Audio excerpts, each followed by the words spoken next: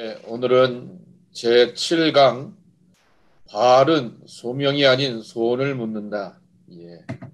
광야를 지나 가나안에 가는 인생 가운데 유혹이 있습니다.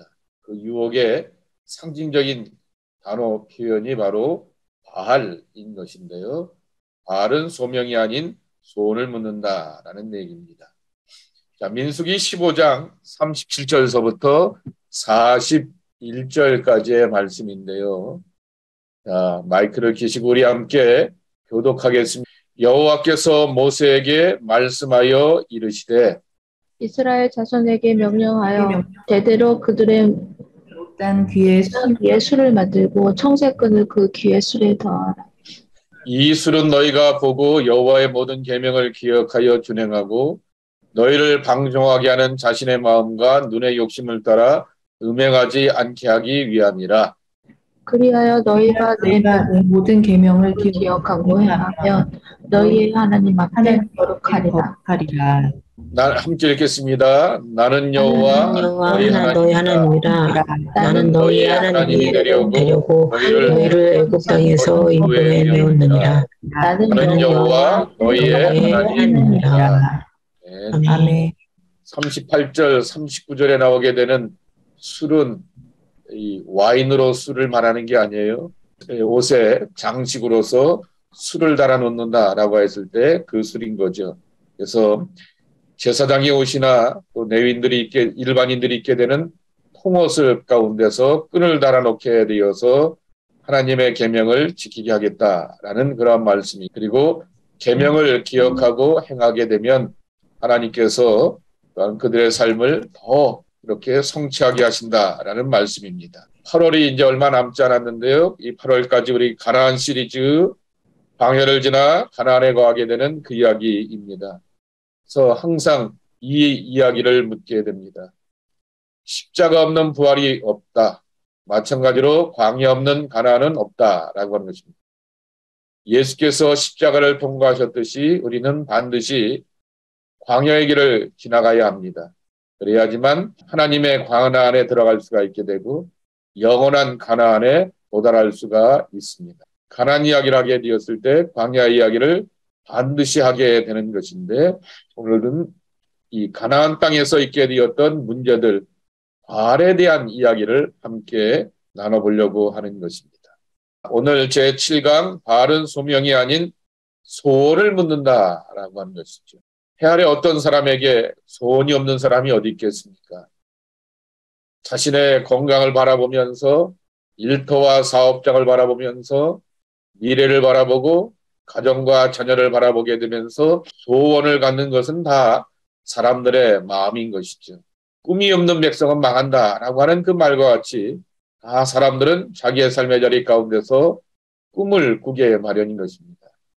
근데 하나님께서는 우리에게 꿈보다도 더 중요한 것, 하나님의 부르심과 뜻을 깨달아는 소명으로 사는 삶으로 우리를 초대하신다라고 하는 것입니다. 자, 이스라엘 백성들이 광야를 지나서 가나안 땅에 가게 되면서 만나게 되었던 유혹이 바로 바알의 유혹입니다. 바알이 지배하는 세상 가운데서 하나님을 바라보자라고 하는 것입니다. 성경에서 바알의 이야기가 쭉 나오게 되었던 것이 갈멜산에서의 전투일 것입니다. 엘리야 선지자가 열왕기상 18장 말씀해 보게 되는 바알과 아세라 신을 섬기는 선지자 850명, 450명과 400명, 850년과 대결하게 됩니다. 누가 참 신인가라고 하는 것을 증명하기 위해서 대결하게 됐는데, 이걸 누구에게 보여주기 위함이었느냐라고 하는, 이스라엘 백성들에게 보여주기 위함이었다라고 하는 것입니다. 하나님을 믿는 이스라엘 백성들에게 바알이 진짜가 아니라 하나님이 진짜라고 하는 것을 증명해 주기 위하여서 이 갈멜산에서의 영적인 싸움, 신의 대결이 있게 되었다라고 하는 것입니다. 게다가 바알 선지자들을 이렇게 후원하고 서포트하게 되었던 것은 이세벨이라고 하는 왕비였고, 그리고 그의 남편이었던 아합이라고 하는 왕이었고 가장 공적인 사람이 공식적으로 북이스라엘의 왕실에서 바알을 그리고 그들의 선지자들을 후원하게 되었고 백성들도 그렇게 따라가게 되었다라고 하는 것입니다. 이스라엘 백성들 앞에서 이 싸움이 있게 되었던 것이죠. 두 번째로는 기드온 이야기. 여러분 잘 아시는 것처럼 사사기 6장 말씀에 보게 되면은 기드온이 하나님의 부르심을 받게 되었습니다. 정말 타작마당을 치게 되었다가 이 포도주 줍틀에서 밀타작을 하게 되는 말이 안 되지 않습니까? 포도주 줍틀에서 포도주를 짜야지 어떻게 이 밀타작을 하게 되었습니까? 정말 몰래 하려고 하게 되는 어려운 상황 가운데서 하나님이 그를 부르시게 되었던 것이죠. 그럼 몇 가지 기적과 표적을 보여주게 되니까 기드온이 내적인 확신을 갖게 되죠. 근데 제일 먼저 한 일이 뭐냐라고 하면은 사사기 6장 30절 이하의 말씀에 보게 되면 등장하게 되는데요. 자기 아버지 요아스가 세워놓게 되었던 산당을 허무는 일을 밤에 몰래 가서 하게 되었던 것입니다. 왜 기드온이 밤에 몰래 바알 산당을 허물어 버리게 되었는가? 나쁜 짓을 하는 것도 아닌데도 불구하고 왜 밤에 몰래 하였을까? 첫째는 자기 아버지의 일이었기 때문에. 그러니까 기드온이 이 신앙의 개혁을 이뤄가게 되었을 때 제일 먼저 하게 되었던 것은 자기 집안의 개혁부터 하게 되었던 것이죠. 우리가 흔히 말하게 되는 수신제가의 모범을 보여주게 되었던 것이죠. 그리고 또한 다른 백성들조차도 이 산당에 와서 제사하고 예배하기 때문에 이 바알을 숭배하는 이스라엘 사람들 때문에 몰래 가서 이 산당을 허무는 일을 하게 되었다라고 하는 것입니다. 이것이 지금 이스라엘의 현실이었던 것입니다. 가나안 땅에 정착하고 뿌리 잡게 되었으면서 경험하게 되었던 그들의 현실이었던 것이죠. 세 번째로는 북이스라엘의 왕들을 쭉 보겠습니다. 아하스, 시므리, 오므리, 아합, 아시야, 여호람, 예후, 또 요아스의 아들 또 다른 여로보암, 스가랴, 무나헴, 부가히야, 베가 이런 사람들을 다 이 여로보암의 길로 갔다 그랬습니다. 여로보암의 길이 있는가 하면은 열왕기에 보게 되면은 여로보암의 길을 가지 말고 무슨 길을 가라고 권면하고 있죠? 다윗의 길을 가라 이렇게 권면하고 있습니다. 다윗의 길이라고 하는 것은 연약하였던 다윗이 하나님의 은혜로 왕이 되었고 왕이 되었음에도 불구하고 그가 타락하고 실족하는 일을 보여주게 되었지만은 하나님 앞에서 자신을 정말 찢고 회개하면서 회복되는 그러한 모습이 바로 다윗의 길인 것입니다. 약한 사람이 강한 사람이 되는 것, 그리고 그 강하여서 우쭐하고 타락하여서 7계명을 범하게 되었지만은 그 가운데서 회복되어서 다시금 하나님의 부르심과 사명을 깨닫게 되었던 것이 바로 다윗의 길이었던 것이죠. 이 길을 걷지 않게 되었던 이 다윗을 향하여서 이 북이스라엘의 왕들을 향하여서 여로보암의 길을 걸어가게 되었다라고 이렇게 이름을 붙이게 되었던 것입니다. 여로보암은 솔로몬의 신하였다가 북이스라엘의 첫 번째 왕이었습니다. 그리고 이 사마리아에다가 신당을 만들어 놓게 되면서 예루살렘으로 가는 것을 이렇게 허락하지 않게 되었던 것이죠. 이러면서 바알 숭배를 장려하게 되었는데 하나님 보시기에 가장 큰 죄악이었다라고 하는 것입니다. 이러한 과정들을 향하여서 우리가 확인해 봐야 될 것은 왜 이스라엘 사람들이 그러면은 광야 40년 동안 하나님의 인도하심, 광야 40년 동안 만나 먹지 않았습니까? 광야 40년 동안 메추라기를 먹게 되고 불기둥과 구름기둥의 인도하심을 경험하게 되었고 그리고 그들의 필요한 것들을 다 체험받게 되었는데 왜 그랬을까라고 하는 것입니다. 광야에서는 비를 내리고 농사가 잘 되게 해주는 신이 필요 없다라고 하는 것입니다. 때문에 바알 종교는 광야에서 힘을 쓸 수가 없게 되었습니다. 이스라엘 백성들은 광야에서 하나님만 바라보며 살았습니다. 때로는 하나님의 말씀에 순종하지는 못했지만은 적어도 다른 신을 섬기는 것에 대해서는 이렇게 마음을 두지도 않게 되었고 알려고 하지도 않게 되었다라고 하는 것입니다. 그런데 가나안에 들어가게 되어서 정착하고 자리 잡고 뿌리를 내려보게 되었더니 그 가나안 사람들이 섬기는 신들이 있었던 것이죠. 그런데 사실은 바알 신보다도 더 바알 신의 아버지 신이 무슨 신이냐고 하면은 엘 신이 있습니다. 그리고 바알 신의 어머니 신은 누구냐고 하면은 아세라 신입니다. 엘 신은 최고의 신이고 그리고 또한 아세라 신은 여신으로서 어머니 신으로서 이렇게 풍성함을 가슴이 6개인가 그렇죠. 그렇게 갖고 있는 풍성함을 상징하는 그러한 신이죠. 근데 그 둘 사이에서 결혼하여서 태어나게 되었던 신이 바알신이라고 하는 거죠. 이 바알신은 뭘 주관하냐고 하면은 폭풍우를 주관하게 되고 풍요를 주관하게 되는 것입니다.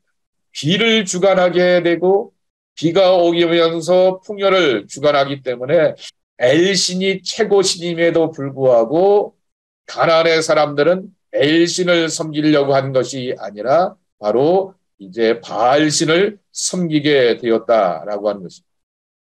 또 한 가지 우리가 받는 또 신앙의 유혹이 있습니다.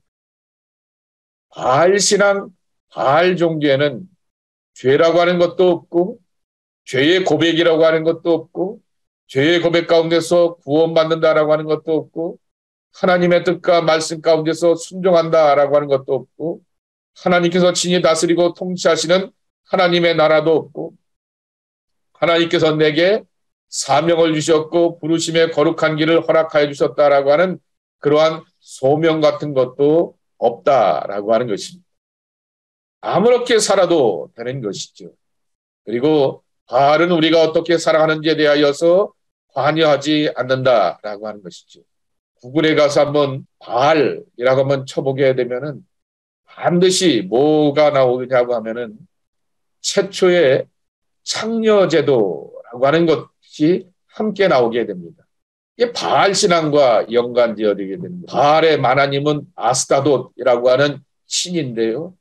엘신과 그 아세라 신이 결혼하게 되어서 그렇게 바알을 낳게 되었듯이 바알과 아스타돗이 이렇게 결혼하여서 거기서 나오게 되면서 이제 땅의 풍요로움을 누리게 된다라고 하는 것이죠.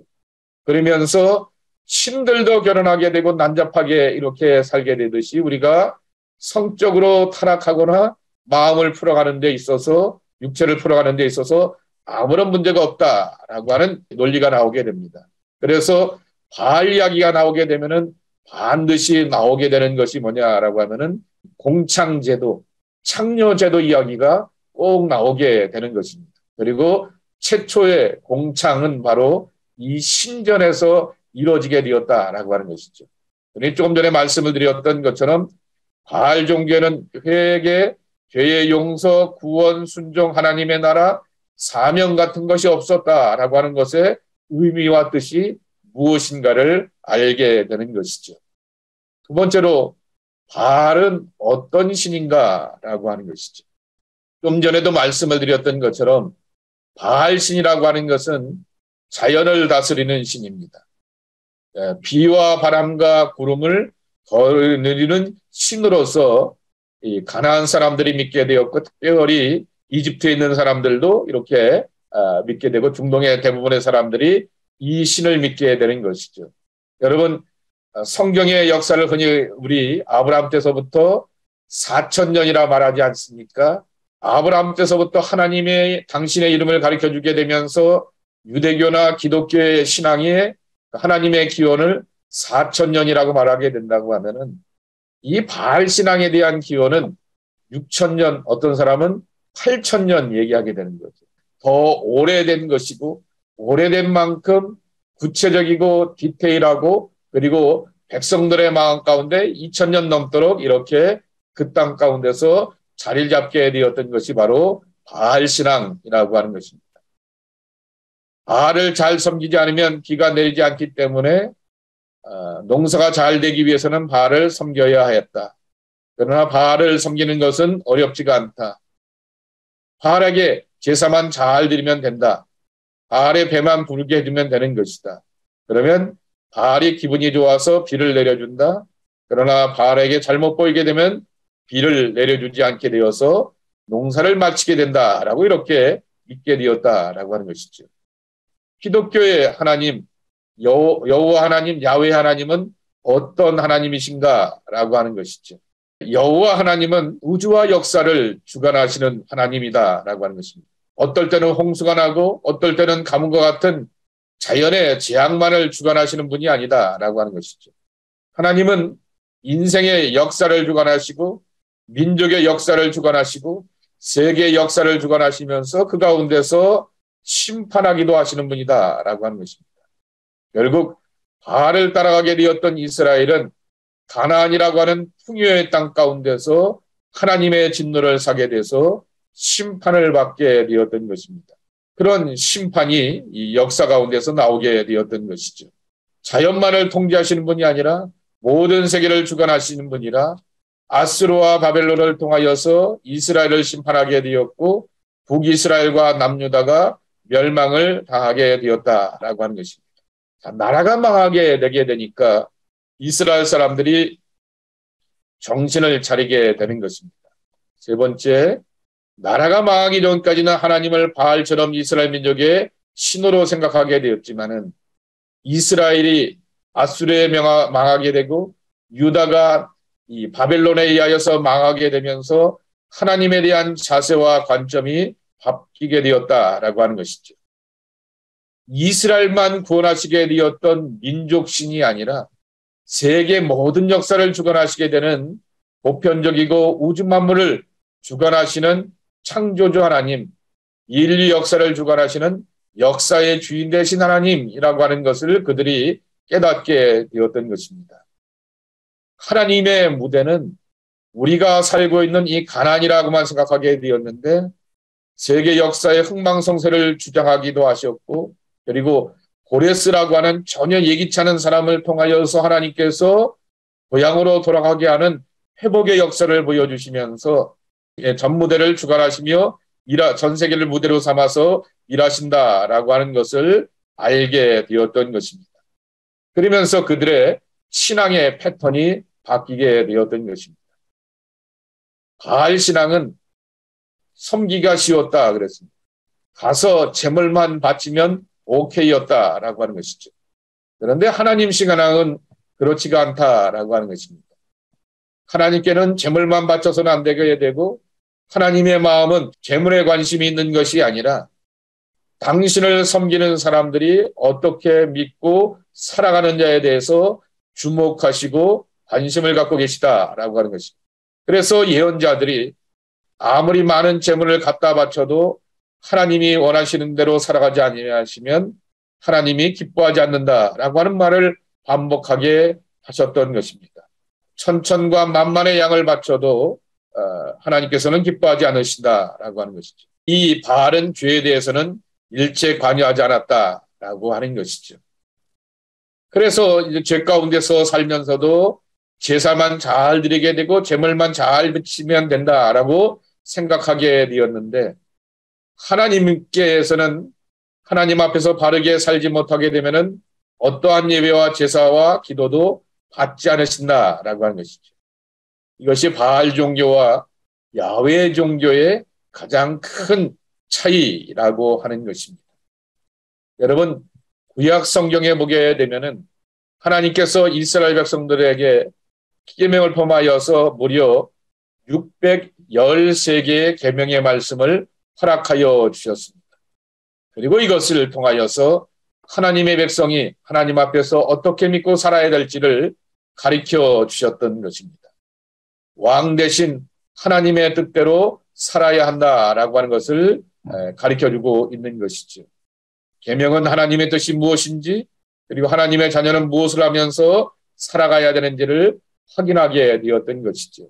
근데 이것을 그들에게 들려주었음에도 불구하고 예루살렘 성전을 지어놓고는 성전에서 제사만 잘 드리고 예물만 잘 바치게 되면은 된다라고 이렇게 착각하게 되었던 것이죠.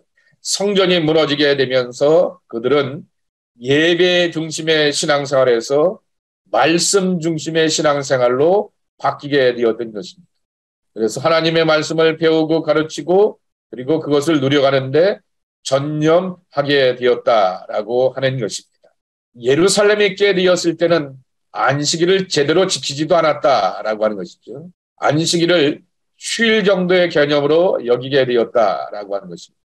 제사에 대한 그들의 마음이 있게 되었는데 성전이 무너지게 되면서 제사를 드릴 수 있는 공간이 없어지게 되었다라고 하는 것입니다. 그때 그들은 안식일마다 회당에 가서 성경을 배우고 예배를 드렸다라고 말씀을 하고 있습니다. 자, 오늘 새벽에 제가 사바스라고 하는 안식이라고 하는 책을 쓰게 되었던 아브라함 조슈아 헤첼이라고 하는 우리나라 말로는 헷셀이라고 번역을 하게 되었는데 영어로 보게 되면 헤첼이라고 하는 분을 여러분 앞에 소개하게 되었습니다.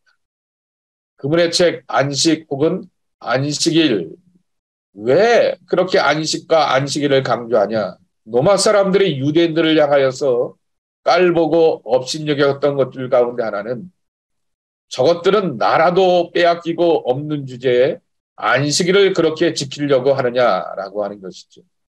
나라를 잃어버리게 되었는데도 불구하고 부지런하고 열심을 내고 뭔가 일을 하면서 살아야지 그렇게 하고, 또 이스라엘의 종교가, 구약의 종교가 절기의 종교 아니겠습니까? 절기 때가 뭐가 되면 뭐 되면은 뭐 일주일 동안 뭘 하고 뭐 초막절을 지내고 그리고 또 하루는 올스탑 하게 되고 집에 있는 그 노예들까지 나그네까지도 다 이게 쉬게 하고 하는 그러한 일들을 보게 되면서 로마 사람들이 이해하지 못하게 되었고 그리고 가장 쉽게 여기게 되었다라고 하는 것입니다. 근데 아브라함 조슈아 헷셀이 안식의 의미가 뭐냐라고 하면은 안식은 장소가 거룩해지는 것이 아니라 시간이 거룩해지는 것을 경험하게 하는 것이다 라고 하는 것이죠. 예루살렘 성전이 무너지게 되었어요. 성전이 뭐죠? 홀리 하우스, 거룩한 집입니다. 거룩한 하나님의 집이 무너지는 경험을 하게 되면서 장소가 나를 구원하는 것이 아니구나 라고 하는 것이죠. 내가 나의 시간과 나의 삶을 하나님의 시간과 하나님 안에서 살아가야지 내가 구원받는구나 라고 하는 것을 그들이 이때 깨닫게 되었던 것입니다. 포로였으니까 얼마나 노동이 고되고 힘들었겠습니까? 자기 중심으로 사는 것이 아니라 그 나라 주인의 중심을 따라서 살 수밖에 없는 것이 그들이었을 것인데 이 포로 생활 가운데서 안식일의 참 가치와 의미를 깨닫게 되었던 것이죠. 하나님 품 안에 내가 안긴다.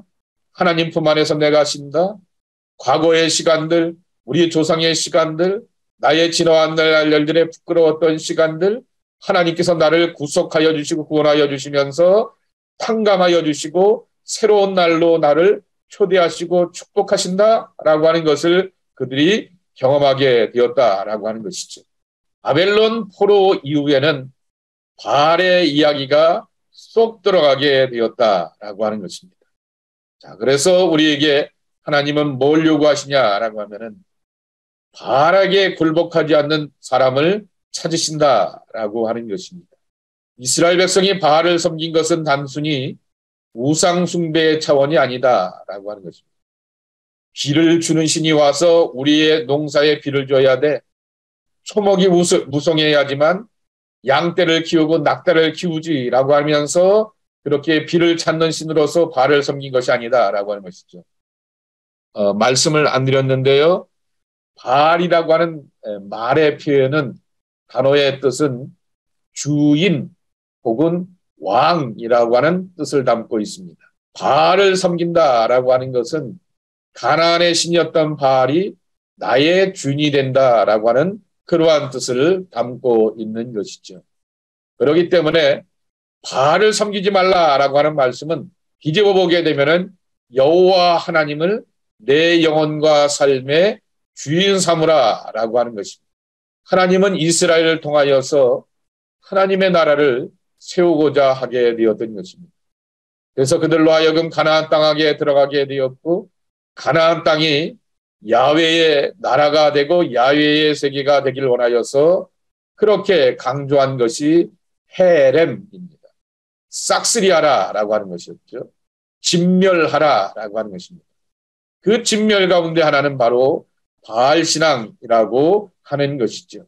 왜냐고 하면은 좀 전에도 말씀을 드리게 되었듯이 아브라함 때서부터 야훼 신앙이 4,000년의 신앙이라고 한다면은 이 바알 신앙은 6,000년 이상, 그러니까 2,000년 이상 그 땅과 그 백성들과 그들의 문화와 사고방식에 깊이 자리 잡고 있었기 때문에 그것을 제거하라고 하는 그러한 결단을 촉구하게 되었다라고 하는 것입니다. 이스라엘은 가나안을 차지하는 데는 성공하게 되었지만은, 아까도 말씀드렸던 것처럼 바알은 주인, 왕이라고 하는 것이죠. 가나안을 차지하는 데는 성공하게 되었지만은 가나안에 들어가게 하시게 되었던 하나님의 목적을 이뤄가게 되는 데는 실패하였다라고 하는 것이죠. 가나안 땅에서 주인 노릇하고 있는 바알을 몰아내지 못하게 되었고, 오히려 타협하면서 바알을 좋아하게 되었다라고 하는 것입니다. 가나안의 거민들이 이스라엘 백성들의 정신과 문화와 삶의 내용도 이렇게 다 통치하게 되었다라고 하는 것이죠. 그래서 땅은 차지하게 되는 정복 전쟁에는 성공한 것처럼 보이게 되지만은 영적 전쟁에 있어서는 패배하고 말았다라고 하는 것입니다. 우리가 기억해야 될 것은 여호와 하나님을 믿는다라고 하는 것은 양날의 검과 같다라고 하는 것이죠. 하나님을 잘 믿게 되면 복을 받게 되지만은 하나님 앞에서 온전치 못하게 되면은 징계를 받게 된다라고 하는 것이죠. 바알은 그런 것이 없다라고 하는 것이죠. 윤리라고 하는 것이 없다라고 하는 것이죠. 비윤리적인 요소가 많다. 우리가 더 이렇게 쉽게 타협하기도 하고 가증한 풍습을 따라서 흘러 이렇게 들어가게 되는 것을 지켜보기도 하게 되는 것입니다. 자, 우리가 살고 있는 이 땅의 삶도 가나안과 다를 바가 없다라고 하는 것이죠.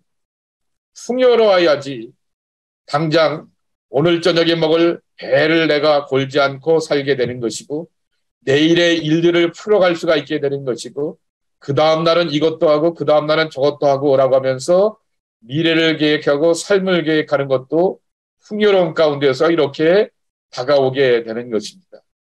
그렇기 때문에 우리에게 있어서도 이 바알의 유혹이 날마다 우리의 삶 가운데 다가오게 되는 것입니다.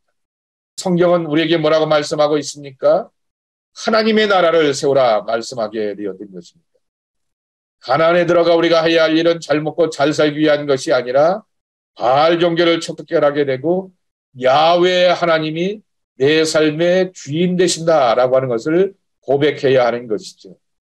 그래서 예수님께서 처음 설교에 하나님의 나라를 선포하시게 되었던 이유가 바로 여기 있는 것입니다. 하나님의 나라를 선포하시게 되었던 예수님이 뜬구름잡이였다라고 하면은 맨날 하나님 나라만 예수님 선포하시는데 광야의 연단도 모르고 광야의 고난도 모른다라고 하면은 하나님 제대로 믿는 것이 아닐 것입니다. 예수님도 광야를 걸어가게 되었습니다. 예수님도 광야의 고독과 굶주림과 배고픔과 그리고 유혹도 경험하게 하게 되었던 것입니다. 분명히 성경에 보게 되면은 마귀에 이끌려가 아니라 하나님의 성령에 이끌려서 광야에 가서 사탄 마귀에게 시험과 유혹을 받으셨다라고 하는 것입니다. 그렇기 때문에 우리가 예수님이 하셨던 것처럼 우리 안에 있는 바알 신앙을 내쳐놓아야 한다라고 하는 것입니다. 예수님이 공생의 가운데서 하신 일이 무엇이냐라고 하는 것이죠. 40일 동안 사탄과 대결을 벌이시게 되면서 그를 물리치게 되었고 하나님의 나라가 참이라고 하는 것을, 진정이라고 하는 것을 우리에게 보여주셨다라고 하는 것입니다. 사진을 이렇게 보겠는데요. 열왕기상 18장에 있게 되는 엘리야 이야기인데요.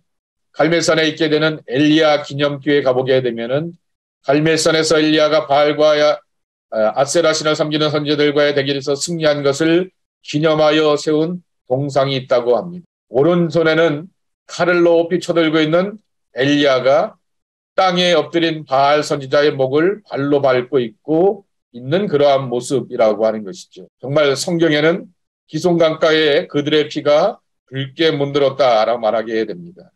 이 동상의 의미는 고대 근동에서 전쟁에 패한 왕은 승리한 왕 앞에 끌려오게 되었고 승리한 왕이 패전한 왕의 목을 발로 밟게 되었다라고 하는 것입니다. 그래서 그러한 흔적들이 계속해서 남게 되었다라고 하는 것인데 엘리야 동상도 이러한 배경 가운데서 만들어지게 되었다라고 하는 것입니다. 시편 110편 1절의 말씀인데요. 여호와께서 내 주에게 말씀하시기를 내가 내 원수들로 내 발판이 되게 하기까지 너는 내 오른쪽에 앉아 있으라 하셨도다. 이처럼 승리한 모습이었던 것이죠.